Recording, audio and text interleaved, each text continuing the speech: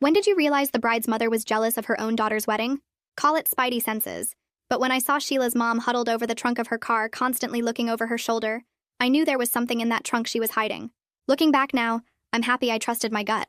I pulled out my phone and quickly snapped a picture of her shoving things from the trunk into a duffel bag before slamming it shut. "Hey girls," I texted the bridesmaid group chat with the photo attached. "Anyone else think this duffel bag has a weird shape to it?" Within seconds, my phone exploded with replies. "That's so sketchy. Is that what I think it is in that bag? Oh God, I saw something weird earlier too. Let's meet in the bridal suite in 10 minutes, the maid of honor Mary texted back. We gathered in the suite while the bride Sheila was busy getting her hair done downstairs. Mary entered the room with a grim expression on her face. Earlier, her phone was open and I spotted this. Her hands shook as she showed us a screenshot of a list. But not just any list. A sabotage checklist to make sure Sheila's wedding would end in a disaster. The entire thing made my blood run cold. Why would she want to ruin her own daughter's wedding? Mary asked, and nobody seemed to have an answer. Until Jenny, Sheila's sister, opened her mouth. You don't understand what Mom's been like during wedding planning. Every decision Sheila made, Mom complained it wasn't what she would have chosen. Every vendor meeting, Mom tried to make it about herself. She literally told Sheila last week that she was being selfish for not letting Mom help plan more. We all looked at each other, and the same realization dawned on us. Sheila's mom was an attention seeker and couldn't stand that her daughter was getting the spotlight. We're going to find out what's in that duffel bag and stop her, I said. And suddenly everyone was talking at once with a plan coming together. We had 3 hours to stop multiple sabotage attempts and a duffel bag to find. The first crisis hit during the final venue setup. I saw the florist bringing in boxes of black roses and intercepted her at the entrance. There's been a mistake. Those aren't the flowers we ordered. The florist looked confused and checked her phone. The bride's mother called yesterday and said the bride wanted to change them. I explained to her about the sabotage, and I was surprised to see her smile. I had a feeling something strange was going on. But don't worry. I brought the original white roses too. The next sabotage attempt came right before the ceremony when Mary spotted Sheila's ex-boyfriend pacing around the entrance. Mary pulled aside 2 other groomsmen and formed a wall. You need to leave, Mary said firmly. But Sheila invited me, he protested, holding up his phone with a text from the mother's number. He looked at her serious expression. Wait, is this? It can't be. Did her mom try to pull this again? She did the same thing to us years ago. I really thought she'd changed. He apologized and swiftly left. Crisis 2 averted. I handled the cake situation myself by stationing myself in the kitchen. Sure enough, she switched out the sugar for salt. Just before the chef poured it into the food, I rushed over and grabbed his wrist. Wait, that's salt. He stared back at me with wide eyes. He took the bottle and poured it into his hand. A quick lick and he understood just how close we were to a disaster. But that was it. Every crisis that was on the list was stopped. The only thing left was to find out what was in that duffel bag. Just 15 minutes before the ceremony began, Mary sent SOS in our group chat. My blood went cold. Mary only ever sent SOS when something was extremely urgent. She hadn't sent it today even once. Guys, I need you to meet me in the bathroom right now. We rushed over and found her panicking and hyperventilating.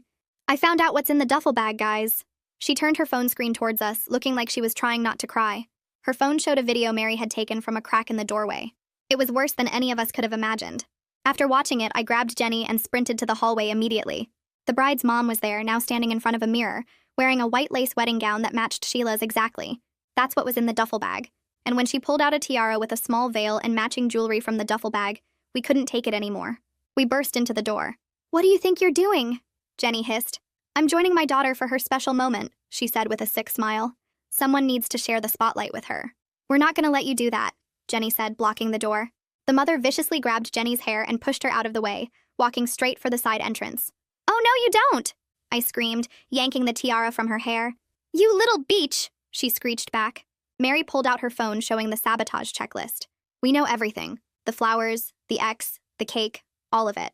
That's when Sheila's grandmother came out of the ceremony and took one look at her daughter in the white dress, and her face went hard as stone. Leave this venue immediately. You will not ruin your daughter's day just because you never got a wedding of your own. The mother's face scrunched up. She held her hand up to hit her. A security guard grabbed Sheila's mother's wrist mid-swing and pulled her arm down to her side. The grandmother didn't flinch or step back. Her face stayed hard as stone while she stared at her daughter. I moved immediately to stand between them along with Jenny and Mary, forming a wall of bridesmaids blocking any path Sheila's mother might take toward her mother. Iris Meadows appeared from around the corner with 2 more security guards in tow, her heels clicking rapidly against the floor. She took one look at Sheila's mother in the wedding dress, and her expression shifted from professional concern to barely contained anger. Iris walked straight up to our group and positioned herself next to the grandmother. She pulled out her phone and held it up, showing a recording app already running. Her voice came out calm but firm when she asked if we wanted to file an assault report right now. The grandmother shook her head and said she just wanted her daughter removed from the property. Sheila's mother tried to jerk her arm free from the security guard's grip, but he held firm without hurting her. The sound of rapid footsteps made us all turn toward the main hallway. The groom appeared around the corner, his tie slightly loose and his face flushed like he'd been running. He froze when he saw Sheila's mother standing there in the white lace wedding dress that matched his bride's gown exactly. His face went completely pale and his mouth opened, but no words came out for several seconds. Mary stepped forward and started explaining everything in quick, clipped sentences. She told him about the sabotage checklist, the black roses, the ex-boyfriend, the salt in the cake mix, and now this duplicate wedding dress. The groom's hands clenched into fists at his sides while he listened. Security kept holding Sheila's mother at arm's length as she tried to interrupt Mary's explanation with protests about being the mother of the bride. When Mary finished talking, the groom pulled out his phone with shaking hands. He typed out a text message and showed it to Iris before sending it. The message told Sheila he needed 5 more minutes before the ceremony could start. Iris nodded her approval and gestured for the security guards to follow her. Iris took charge by gripping Sheila's mother's elbow and steering her down the hallway toward the venue offices. The 2 security guards flanked them on either side as they walked. Sheila's mother's white dress dragged slightly on the carpet and the veil bounced with each forced step. Iris spoke in a voice loud enough for all of us to hear as they moved away. She explained that Sheila's mother had violated multiple venue policies, including harassment of guests and attempted assault. The locked office door opened, and Iris guided Sheila's mother inside, while explaining she could be charged with trespassing if she tried to enter the ceremony space. Sheila's mother screamed that this was her daughter's wedding and she had every right to be there. Her voice echoed down the hallway, making several guests poke their heads out of the ceremony room to see what was happening. Iris remained completely calm when she stated that only Sheila's name appeared on the contract. She added that the bride had full authority to determine who could and couldn't attend her wedding. One security guard positioned himself directly outside the office door, while the other moved to monitor the nearest exit. Iris locked the door from the outside and pocketed the key before walking back toward our group. We gathered in the hallway about 20 feet from where the confrontation happened. Mary looked at each of us with an expression that said we needed to make a critical decision immediately. She said Sheila deserved to know everything right now before walking down the aisle. Her voice came out steady, but her hands were still shaking from the adrenaline. Jenny crossed her arms and argued the opposite. She worried that telling her sister about their mother wearing a duplicate wedding dress would completely destroy Sheila's ability to enjoy her own ceremony. The groom stood between them, listening carefully to both arguments. I pointed out that if something else happened during the ceremony, and Sheila found out later we'd kept this from her, she might never forgive us. The grandmother spoke up from where she'd sat down on a nearby bench. She said her granddaughter was stronger than we thought, and hiding the truth would be worse than delivering bad news. Mary pulled up the video on her phone showing Sheila's mother in the wedding dress, and asked if we really thought Sheila wouldn't notice her mother was missing from the ceremony. Several other bridesmaids nodded in agreement. The groom held up his hand to stop the debate. He said we needed to tell Sheila a simplified version now so she wouldn't be blindsided if another problem emerged during the ceremony. His voice sounded firm despite the stress showing on his face. He volunteered to be the one to deliver the news since he could provide immediate emotional support. He explained that Sheila needed to hear it from him, so she'd know they were handling this together as a team. Jenny wiped tears from her eyes but nodded in agreement. The groom asked us to give him 10 minutes alone with Sheila in the bridal suite. He promised to help her decide how to proceed and whether she wanted to delay the ceremony or push forward. Mary offered to come with him, but he shook his head. He said this needed to be a private conversation between him and his bride. Iris returned from posting the security guard and told the groom she'd make sure no one interrupted them. He thanked her and headed toward the bridal suite with his shoulders squared like he was preparing for battle. While the groom walked toward the bridal suite, I pulled Iris aside near the hallway window.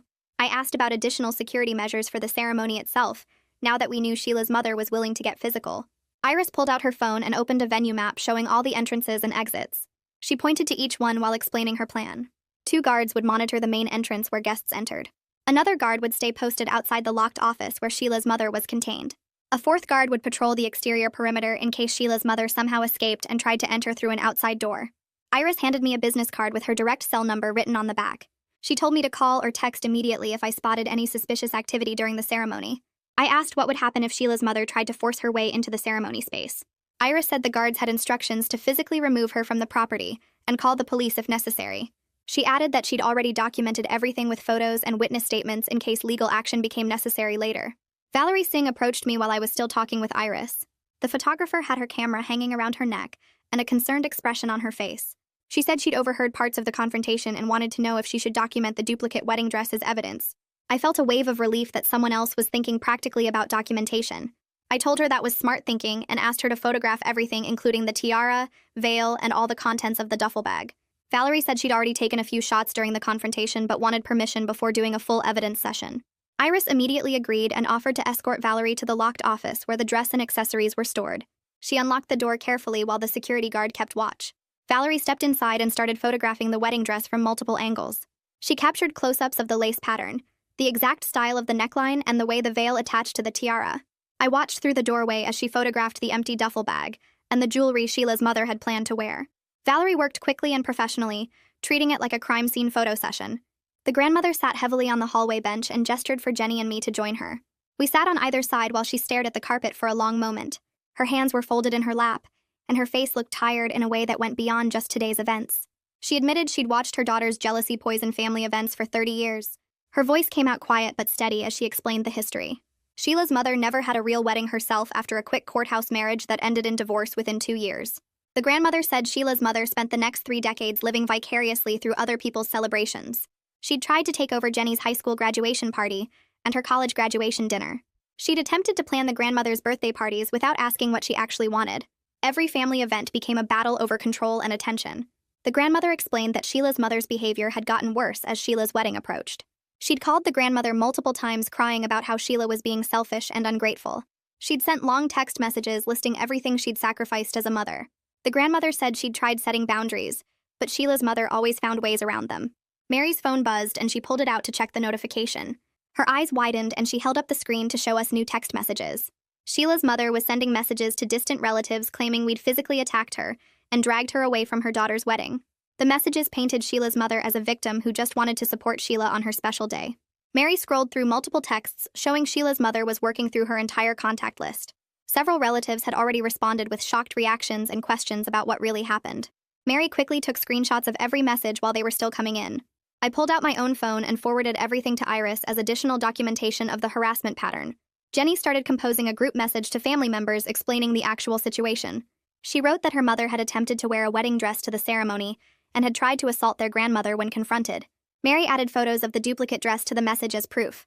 We sent it to about 20 relatives who needed to know the truth before Sheila's mother's version spread too far. The bridal suite door opened and the groom emerged exactly 10 minutes after he'd gone inside. He looked directly at our group and gave us a clear thumbs-up signal. We all exhaled in relief and stood up from our various positions around the hallway. The groom walked over and spoke quietly so nearby guests wouldn't overhear. He explained that Sheila had cried for about 3 minutes after hearing what her mother tried to do. Then she'd gotten angry and thrown a decorative pillow across the room. After that, she'd wiped her eyes, fixed her makeup, and made a decision. Sheila told him she refused to let her mother ruin this day no matter what had happened. The groom said his bride wanted the ceremony to proceed immediately with only one change to the original plan. She wanted her grandmother moved to the front row where her mother was supposed to sit. Everything else would continue exactly as planned. He asked if we were all ready to make this wedding happen despite the chaos. We nodded and started moving toward our positions for the processional. I spotted Sheila walking toward us from the bridal suite with her robe still on and her makeup looking a bit smudged around the eyes. She stopped right in front of our group and looked directly at me. She asked if she could see the duplicate dress with her own eyes, because she needed to understand what her mother had planned. Iris immediately nodded and gestured for Sheila to follow her down the hallway toward the locked office where security had stored all the evidence. The rest of us stood there watching them walk away together while Jenny chewed on her thumbnail nervously. Iris unlocked the office door and held it open for Sheila to enter first. Through the doorway, I could see the white lace wedding gown hanging on a coat rack exactly where Valerie had photographed it earlier. Sheila walked right up to the dress and reached out to touch the fabric with one hand. She stood there for what felt like forever, just staring at it without saying anything. Then she turned around and told Iris she wanted the dress donated to a thrift store after today was over because she refused to let it sit in storage as a reminder of what her mother tried to do. Iris wrote something down in her phone and promised to handle the donation personally within the next week. The officiant appeared at the end of the hallway looking worried and checking his watch repeatedly. He approached our group and asked if we were ready to proceed with the ceremony or if we needed to postpone to another day given all the delays and complications. Sheila stepped forward before anyone else could answer and stated firmly that the wedding was happening right now. She explained that she only wanted to make one change to the ceremony plan to avoid giving her mother any more chances to cause problems. The officiant pulled out his ceremony notes and asked what modification she had in mind. Sheila said she wanted to eliminate anything that involved her mother, including any special moments or acknowledgments that had been planned. Kiara Lombard walked over carrying her event coordinator clipboard and tablet. She suggested we could eliminate the traditional mother of the bride moments, including the candle lighting ceremony and the special mother-daughter dance at the reception. Sheila agreed immediately without even pausing to think about it. Then she asked if her grandmother could sit in the front row where her mother was supposed to be seated during the ceremony. Kiara made notes on her tablet and confirmed that she would have the seating chart updated and the programs adjusted to remove all references to the mother of the bride role. The grandmother walked over and hugged Sheila tightly, while telling her she would be honored to sit in that seat and represent the family properly. Kiara checked her watch and announced we had exactly 8 minutes before the new ceremony start time. That's when we all heard the loud pounding coming from down the hallway where the locked office was located. Sheila's mother's voice carried through the building as she demanded to be released immediately. One of the security guards walked toward the noise while speaking into his radio. He stopped outside the locked door and informed Sheila's mother through the wood that she had 2 options. She could leave the building voluntarily right now and avoid any further legal complications. Or she could be escorted off the property by security, with a formal trespass warning that would be documented and filed. The pounding stopped for a moment, and then Sheila's mother started screaming even louder than before. Sheila's mother shouted that she was going to call the police and report all of us for kidnapping and false imprisonment. Iris actually laughed out loud at that threat and pulled out her own phone while walking toward the locked office. She spoke loudly enough for Sheila's mother to hear through the door, and calmly explained that she had multiple witnesses to everything that happened today. Iris listed the evidence she had collected, including video footage of Sheila's mother in the duplicate wedding dress and photographic documentation of the sabotage checklist. She added that Sheila's mother should consider herself extremely lucky that the bride hadn't decided to press charges yet for harassment, trespassing, and attempted assault. Iris finished by saying that if Sheila's mother called the police, she would be happy to show them all the evidence and let them decide who should be charged with a crime. The screaming from inside the office stopped completely after that.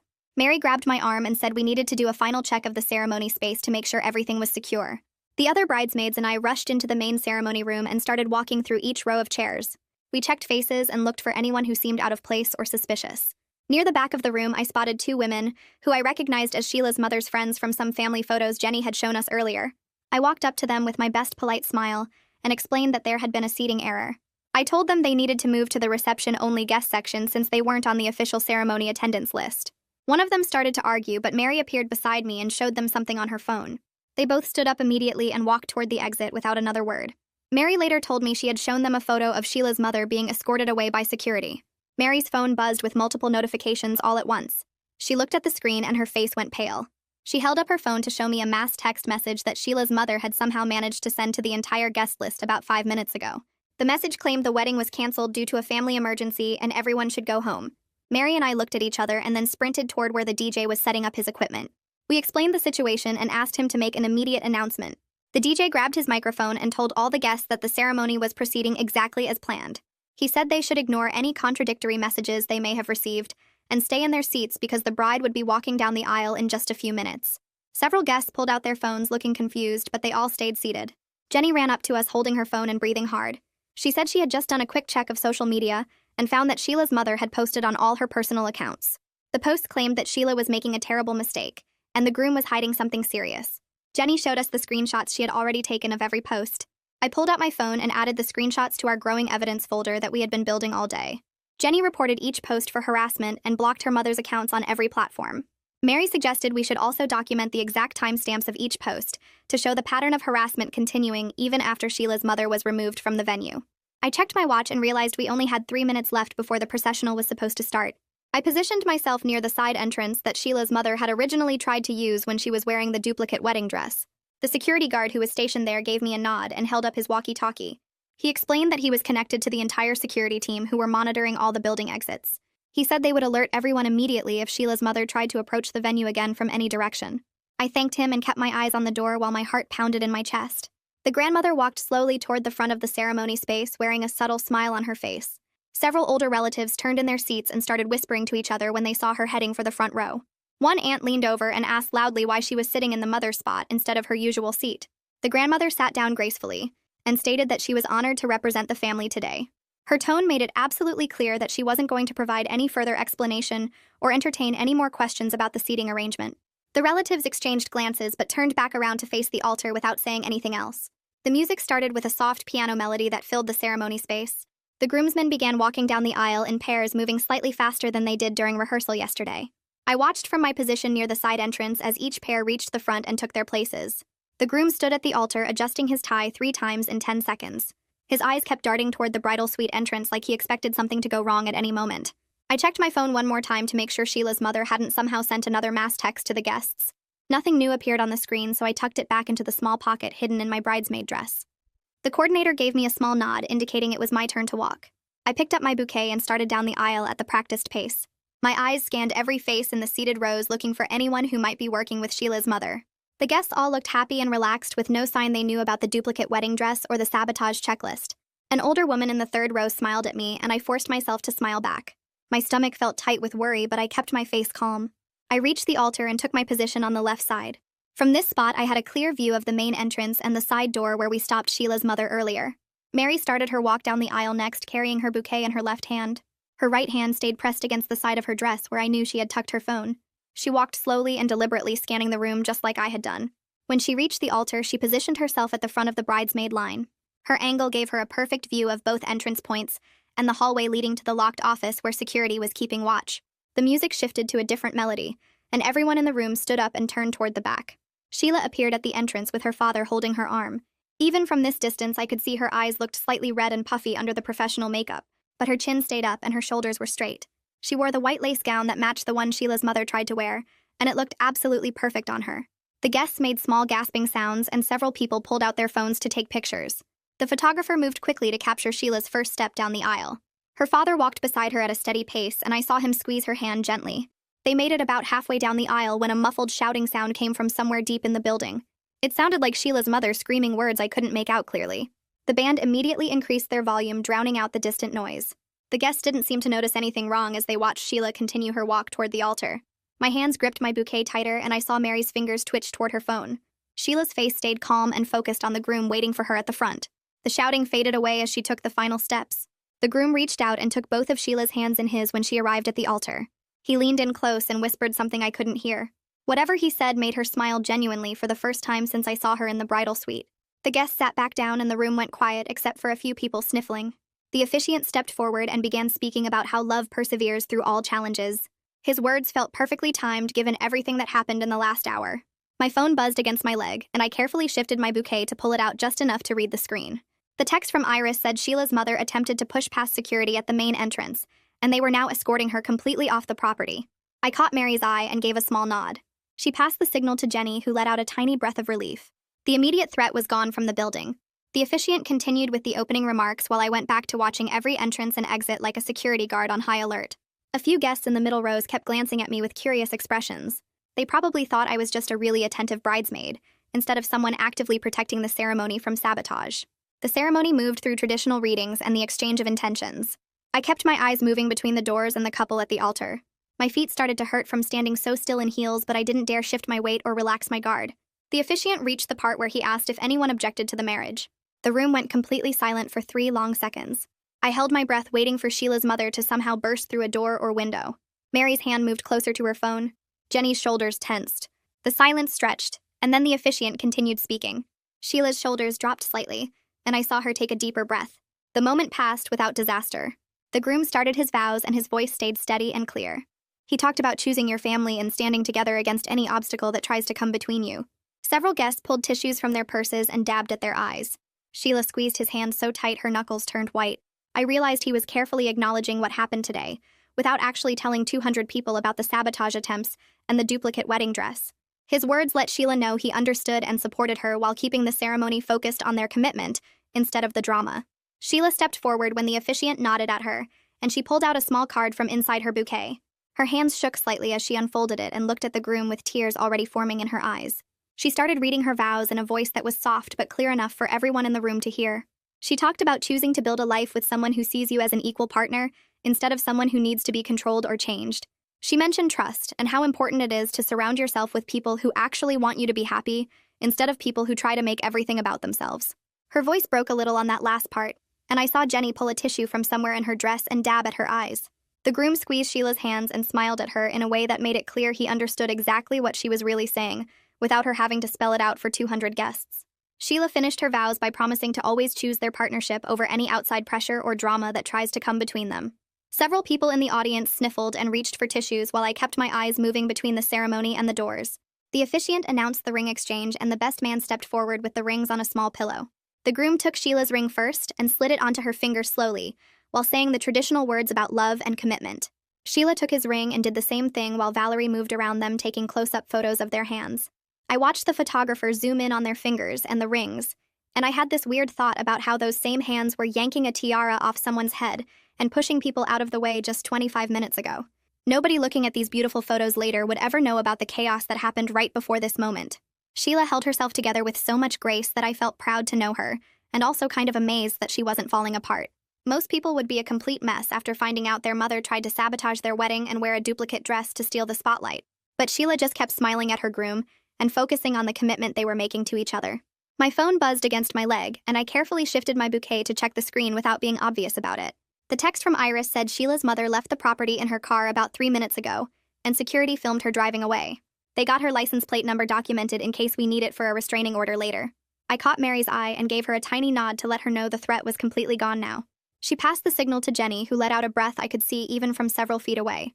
The officiant raised his hands and started speaking about the power of love and commitment. He said some traditional words about joining two people together in marriage and asked if anyone had any objections. The room went totally silent for about 5 seconds, and I held my breath waiting for something else to go wrong. But nothing happened, and the officiant continued with the final part of the ceremony. He looked at the groom and asked if he took Sheila to be his wife, and the groom said yes in a strong, clear voice. Then he asked Sheila if she took the groom to be her husband, and she said yes, while squeezing his hands so tight her knuckles turned white. The officiant smiled and pronounced them husband and wife, and told the groom he could kiss his bride. They kissed, and the entire room exploded with applause and cheers and people standing up to celebrate. Sheila and the groom turned to face the guests with huge smiles on their faces and started walking back down the aisle together. Unless you were watching super carefully and knew what to look for, you would never guess this bride just survived her mother's attempt to destroy her wedding day. They looked like any other happy couple starting their new life together. The wedding party started following them down the aisle, and I walked next to one of the groomsmen while keeping my eyes on the exits. Jenny caught up to me during the recessional, and we exchanged a look that said everything without needing words. We made it through the ceremony without any public disasters happening in front of all these guests. Now we just needed to get through the reception without Sheila's mother finding some other way to cause chaos from wherever she went, after security kicked her out. The guests started filing out of the ceremony space toward the cocktail area, and I followed the wedding party to a small private room near the venue entrance. Sheila immediately pulled off her veil and turned to hug each of us bridesmaids one at a time. When she got to me, she squeezed tight and whispered thank you for protecting her day. She admitted she was still trying to process everything that happened, but she refused to let her mother's jealousy steal her joy. Seeing her strength and determination made me feel proud to be part of her chosen family instead of the family she was born into. Mary hugged Sheila next and told her she was the bravest person she knew. Jenny was crying again when Sheila hugged her, and they held each other for a long moment without saying anything. The grandmother appeared in the doorway and walked over to join our private moment. She put her hands on Sheila's shoulders and told her she had never been more proud of her granddaughter's grace and strength. She said Sheila handled an impossible situation with more dignity than most people could manage, and she was honored to be her grandmother. Then she quietly informed us that she already texted several other family members with instructions to block Sheila's mother's number and not engage with any dramatic messages for the rest of the evening. She made it clear that anyone who chose to side with Sheila's mother would not be welcome in Sheila's life going forward. Valerie knocked on the door and stuck her head in to ask if we were ready for family photos. Sheila nodded and started to follow her out, but then stopped and turned back to Valerie. She asked if they could skip the traditional mother-daughter photos and do extra shots with her grandmother instead. Valerie smiled and said that was a perfect idea, and she would adjust the shot list right away. The photo session went smoothly with everyone focusing on celebration, instead of the obvious absence of the mother of the bride. Valerie posed Sheila with her dad, with her grandmother, with the bridesmaids, and with the groom's family. Nobody mentioned Sheila's mother or asked where she was during the photos. After we finished the formal shots, the wedding party headed to cocktail hour, while Sheila and the groom did their couple portraits. I grabbed a drink from the bar and stood near the entrance watching guests mingle and chat. Several people approached me asking where Sheila's mother was and why she wasn't at the ceremony. I started to panic about what to say, but then Jenny appeared next to me and smoothly jumped in. She explained that her mother had a personal emergency and had to leave unexpectedly. She said it with such a straight face that people just nodded sympathetically and moved on to other topics. It was technically true even if the emergency was her own terrible behavior and getting kicked out by security. Mary found me near the appetizer table and pulled out her phone to show me Sheila's mother's social media. She was posting dramatic messages about being excluded from her own daughter's wedding and making herself look like the victim. Mary already screenshotted everything and added it to our evidence folder. We decided not to engage or respond because any attention would just feed into the same behavior that caused this entire mess. Instead, we would document everything and let Sheila decide later if she wanted to pursue legal action. Iris found me by the shrimp cocktail display and pulled me slightly away from the other guests. She kept her voice low while updating me that Sheila's mother called the venue desk 3 separate times in the past hour, demanding to speak with Sheila. Each time the front desk staff told her the bride was unavailable and busy with her celebration. They suggested she respect her daughter's wishes and stop contacting the venue. Iris said the staff handled it perfectly and kept detailed notes of each call, including timestamps, and exactly what Sheila's mother said. I thanked her for the professional way everyone managed the situation, and she squeezed my arm before heading back to coordinate the room flip for dinner service. The DJ's voice boomed through the speakers announcing it was time to move into the main ballroom for the reception. Guests started flowing toward the decorated space while upbeat music played to build energy. I followed the crowd and found my assigned seat at the head table facing the dance floor. The DJ introduced each member of the wedding party one by one, and we walked in to applause and cheers. When he announced Sheila and the groom as Mr. and Mrs. and for the first time, the entire room erupted. They entered holding hands and beaming at everyone. The groom lifted their joined hands in victory, and Sheila laughed with pure joy on her face. Watching them soak up the moment made me realize they were actively choosing to focus on celebration, instead of dwelling on the chaos from earlier. They weren't going to let Sheila's mother steal this experience from them. Dinner service began with servers bringing out the first course while soft background music played. The grandmother stood up with her champagne glass and tapped it gently with a fork. The room quieted down as everyone turned their attention to her. She spoke about watching Sheila grow into a strong and independent woman who knew her own mind. She talked about the importance of surrounding yourself with people who genuinely support your happiness, rather than people who demand attention for themselves. Her voice stayed steady as she said that true family shows up when you need them most, and everyone who matters is right here in this room tonight. Several relatives nodded knowingly at her words, and I caught a few people glancing at the empty mother of the bride seat. The grandmother raised her glass and toasted to Sheila and the groom, building a life based on mutual respect and unconditional love. Everyone clinked glasses and drank while Sheila wiped away happy tears. The groom's parents stood up next holding their champagne flutes. His mother spoke first about how thrilled they were to welcome Sheila into their family officially. She promised they would always treat her with kindness and respect, no matter what challenges came their way. His father added that respect is the foundation of any healthy relationship, and they were proud to support a marriage built on such a solid base. The way they emphasized the word respect felt deliberate, and I suspected the groom briefed them earlier about what happened with Sheila's mother. They finished their toast by saying Sheila already felt like a daughter to them, and they looked forward to many years of family celebrations together. More clinking glasses and another round of applause filled the room. We were halfway through the main course when Jenny's phone started buzzing on the table next to her plate. She glanced at the screen and immediately hit decline when she saw her mother's name. Within seconds, my phone started ringing, then Mary's phone, then two other bridesmaids at our table. We all looked at each other with the same tired expression as Sheila's mother worked through her contact list, trying to find someone who would answer and listen to whatever story she wanted to tell. I declined the call and set my phone face down on the table. Mary did the same. Jenny silenced hers completely. Mary leaned across the table toward all of us and suggested we make a group decision right now to silence our phones and focus entirely on supporting Sheila through the rest of the night. Everyone agreed immediately. Mary pulled out her phone one last time and typed out a message. She showed it to me before sending, and it stated clearly that continued harassment would result in Sheila pursuing a restraining order through the courts. Then Mary blocked Sheila's mother's number completely and put her phone in her purse. The rest of us followed her lead and either blocked the number or turned off our phones entirely. We went back to eating dinner and watching Sheila laugh with her new husband at the head table. The DJ announced the first dance after dessert was cleared. Sheila and the groom walked onto the empty dance floor holding hands while a slow romantic song started playing. They swayed together with their arms wrapped around each other, and you could see their lips moving the entire time. They were having a whole private conversation right there in front of 200 guests. After the dance ended and everyone applauded, Sheila came over to our table during a break. She told me they spent those 3 minutes reminding each other of all the reasons they were perfect together and why they chose each other. They turned what could have been just a traditional wedding moment into their own private affirmation of their relationship. I hugged her tight and told her I was proud of how strong she was being. The father-daughter dance came next, and Sheila's dad led her onto the floor looking emotional. The DJ smoothly skipped the traditional mother-son dance that would normally follow, and instead invited all guests to join the couple on the dance floor. Within seconds, the floor filled with people dancing and laughing. The missing element barely registered because everyone was too busy having fun to notice the gap in tradition. The energy in the room stayed positive and celebratory, exactly like a wedding reception should feel. Kiara appeared next to me during a quiet moment between songs. She pulled me aside near the bar and said the venue ownership wanted to offer Sheila and the groom a complimentary anniversary dinner next year. She explained it was their way of apologizing for the security situation that allowed Sheila's mother to get as far into the building as she did before being stopped. I thanked her for the generous offer, but pointed out that the venue staff actually handled everything perfectly once they understood what was happening. The security team responded immediately and professionally. The front desk managed multiple harassing phone calls with grace. Every vendor adjusted their plans without complaint. Kiara smiled and said she appreciated my perspective, but they still wanted to do something nice for the couple. Iris joined our conversation by the bar and mentioned she was already working on updating the venue's standard procedures. She planned to add specific questions during initial planning meetings about any family conflicts or concerns the couple might have. Her goal was to prevent future situations where a parent or family member might attempt similar sabotage. She said she was using today's events as a detailed case study for staff training sessions.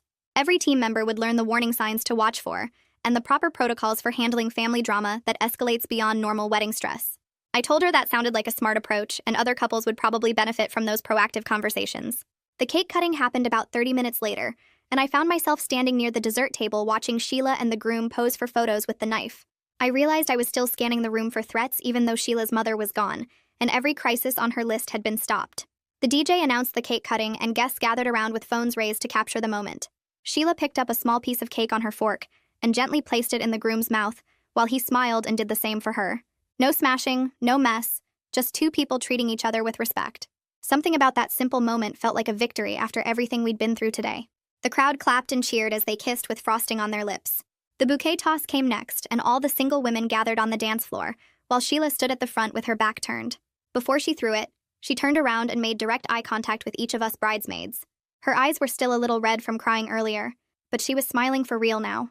She looked at me first, then Jenny, then two other bridesmaids, and finally Mary. It was her way of saying thank you without actually saying the words out loud. She turned back around and tossed the bouquet high into the air. Mary jumped up and caught it with both hands, then immediately held it above her head like she just won a championship trophy. We all screamed and rushed over to hug her while the photographer captured the whole thing. I stepped back from the celebration and watched Sheila return to the dance floor with her new husband. The DJ played an upbeat song, and within seconds the floor filled with guests dancing and laughing. I noticed Sheila in the middle of it all, genuinely smiling and moving to the music. She wasn't forcing it or pretending anymore. Her shoulders were relaxed and she kept throwing her head back, laughing at something one of her college friends said. The groom spun her around and she giggled like she didn't have a care in the world. I realized she was actually enjoying her wedding reception despite everything her mother tried to do to destroy it. That felt like the best possible outcome after the chaos of the last few hours. A slow song started playing and I moved toward the edge of the dance floor to give couples more room. The grandmother appeared next to me and gently touched my arm. She thanked me for trusting my gut about the duffel bag and taking that first photo in the parking lot. She said if I hadn't started the group chat investigation, Sheila's mother would have succeeded in stealing the spotlight and causing permanent damage to her granddaughter. Her voice got quiet when she explained that some wounds take years to heal, and Sheila would have never was forgotten seeing her mother in that white dress walking down the aisle. I hugged her and told her we were just doing what any real family would do. She squeezed my hand and said that was exactly the point. The reception started winding down about an hour later, and Jenny pulled all the bridesmaids together near a quiet corner by the windows. She suggested we create a formal timeline of everything that happened today, while the details were still fresh in our minds. We grabbed our phones and found an empty table away from the music. For the next 20 minutes, we went through every single sabotage attempt in order. I documented the duffel bag photo and the confrontation in the hallway. Mary added the sabotage checklist screenshot and all the text messages from Sheila's mother trying to rally relatives. Jenny wrote down the physical assault attempt against the grandmother with exact times and locations. We included every witness who saw each incident and made notes about what evidence existed for each event. The timeline grew longer and longer as we remembered more details. Mary pulled out her laptop from her bridesmaid emergency bag and started organizing everything into a shared folder. She uploaded all the photos we'd taken throughout the day. The screenshots of Sheila's mother's sabotage list went in first. Then the video Mary recorded of Sheila's mother in the duplicate wedding dress. I sent her my parking lot photo of the duffel bag. Jenny forwarded all the harassing text messages Sheila's mother sent during the reception. Mary created a document with our detailed timeline and added timestamps to every entry. She included Valerie's professional photos of the white dress and tiara that Sheila's mother tried to wear. Each piece of evidence got labeled and organized so Sheila and the groom could access it whenever they felt ready. Mary set the folder permissions so only the bride and groom could view it unless they chose to share it with others. Iris found us at our documentation table and sat down with a folder of her own. She handed us copies of the venue's security footage showing every time Sheila's mother tried to enter the building. The videos showed her attempting to push past the front desk, trying the side entrance, and finally being escorted to her car by security guards. Iris also gave us written statements from 3 different security staff members who witnessed the incidents. Each statement included their name, position, and detailed description of what they saw. The formal incident report from the venue listed every policy violation and documented the decision to remove Sheila's mother from the property. Iris explained that all of this could be used if Sheila decided to pursue legal action or apply for a restraining order. She said the venue took this kind of thing seriously and wanted to support the couple however they needed. The groom appeared at our table about 10 minutes later and asked if he could review what we'd put together. We showed him the shared folder on Mary's laptop and he sat down to read through everything. He scrolled through the timeline slowly, stopping to look at each photo and video. His face stayed calm, but I could see his jaw getting tighter as he read about each sabotage attempt. He spent extra time looking at the video of Sheila's mother in the wedding dress, and the photos of the duplicate tiara. When he finished reading, he closed the laptop and told us he and Sheila had already decided to talk to a lawyer about getting a restraining order. He said they couldn't live their married life constantly worried about what Sheila's mother might do next. His voice was steady and firm, like he'd already made peace with the decision. Sheila joined us a few minutes later, still in her wedding dress but with her shoes off. She sat down next to her husband and he showed her everything we'd documented. She scrolled through the folder and nodded as she read each entry. When she finished, she looked up at all of us and explained that she was done trying to manage her mother's behavior through family conversations and boundaries that Sheila's mother just ignored. She said she finally recognized that her mother's jealousy had gotten dangerous, and she needed actual legal protection. Her voice didn't shake when she talked about it. She sounded tired but also clear about what needed to happen. She said she wanted to protect her new marriage from future sabotage attempts before Sheila's mother could plan something even worse. We spent the next few minutes talking through the evidence we'd collected. Jenny brought up the fact that Sheila's mother tried to hit her own mother in front of multiple witnesses, including security staff and the event coordinator. That attempted physical violence made the case for a restraining order much stronger, according to what Iris had told us earlier. The grandmother sadly agreed that legal action was necessary at this point. She said she'd provide a written statement about the long history of attention-seeking behavior and boundary violations going back decades. She mentioned specific incidents from family holidays and events where Sheila's mother created drama to get attention. Her voice was heavy but determined when she said this was about protecting Sheila's future and any grandchildren who might come along. The groom thanked her and said they'd contact a family law attorney first thing after the honeymoon to start the restraining order process. The band starts their final set and guests begin filtering toward the exit with coats and purses in hand. Sheila and the groom position themselves near the main door and shake hands with every single person who walks past. I watch from a few feet away as an elderly couple stops to tell Sheila how beautiful the ceremony was and how they've never seen a bride look so happy. The woman has no idea that 3 hours ago we were yanking a tiara off someone's head in a hallway. A group of the groom's college friends comes through next, and they're all laughing about the speeches and the dancing. One guy mentions that this was the smoothest wedding he's ever attended with zero drama whatsoever. Sheila catches my eye over his shoulder, and we both have to work hard not to laugh at the irony. More guests file past with similar comments about the perfect day and the gorgeous venue and the touching vows. Each compliment feels like a small victory because it means we actually pulled this off without anyone knowing what happened behind the scenes. The last few stragglers head out around 11 and Sheila finally kicks off her heels right there in the lobby. The groom wraps his arm around her waist and they just stand there for a minute looking exhausted but genuinely happy. I head back to the bridal suite to start packing up Sheila's stuff since she'll need it for the honeymoon tomorrow. The room is a mess of makeup bags and hair products and discarded tissue paper from gifts. I'm folding her robe when I spot a piece of paper sticking out from under the couch cushion. I pull it out and my stomach drops when I recognize Sheila's mother's handwriting. It's the original sabotage checklist that Mary screenshotted earlier, the actual physical list with pen marks and crossed out items. Reading through it again makes my blood pressure spike, because seeing it in her actual handwriting makes it feel more real and more twisted. She wrote out each planned disaster in neat bullet points like she was making a grocery list. Switch flowers to black roses, check. Invite the ex-boyfriend, check. Replace sugar with salt in cake batter, check. Wear duplicate wedding dress to ceremony, check. I sit down on the couch still holding the paper and feel this wave of anger wash over me. This woman actually sat down and planned out multiple ways to destroy her own daughter's happiness. But then I look around at the empty champagne bottles and the scattered flower petals and the photos Valerie left on the side table. We caught every single thing on this list. We stopped her. Sheila got her perfect day despite everything her mother tried to do. I fold the checklist carefully and tuck it into the evidence folder we're building, because even though it makes me furious, I'm also grateful we found it in time. Mary pokes her head into the suite and tells me the grandmother wants to talk to all of us before everyone leaves. We gather in a small conference room where the grandmother is already seated with a notepad in front of her. She looks tired but determined as she explains that she's calling a family meeting for next week with Sheila's father and several other close relatives. Her voice is firm when she says they need to discuss as a family how they're going to handle Sheila's mother's behavior going forward.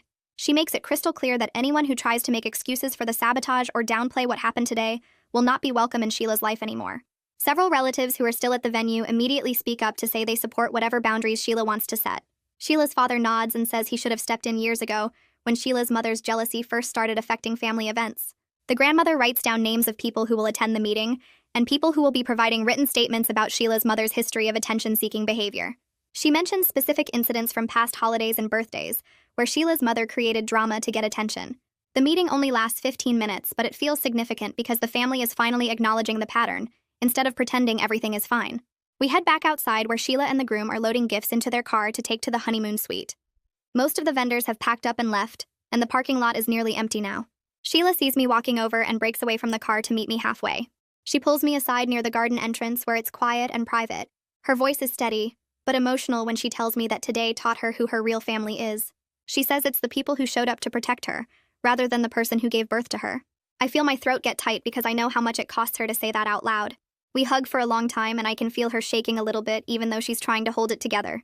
When we finally pull apart, she thanks me again for trusting my gut about the duffel bag and for organizing everyone to stop the sabotage. The groom calls over that they need to get going, and Sheila squeezes my hand one more time before walking back to the car. I stand there in the parking lot watching them drive away with their car decorated in streamers and cans. Sheila waves out the window, and I wave back thinking about how she can finally celebrate without constantly looking over her shoulder. She's heading into her marriage surrounded by people who genuinely want her to be happy, and who prove today that they'll fight to protect that happiness no matter what.